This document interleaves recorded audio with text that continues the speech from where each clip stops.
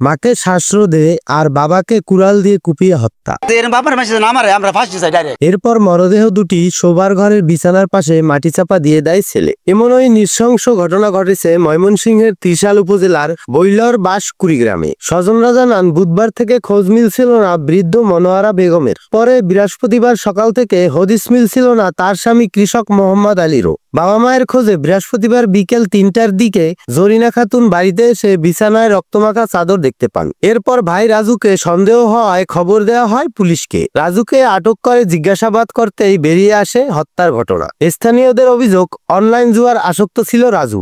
মাঝে মধ্যেই টাকা চাওয়া নিয়ে বাবা মার সঙ্গে রাগারাগি করত সে।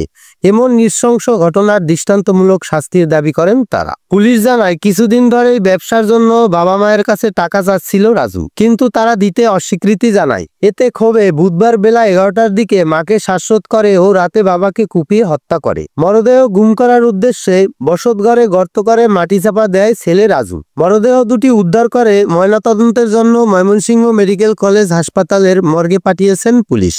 সৌরভ হালদার, গণভোকাল সংবাদ।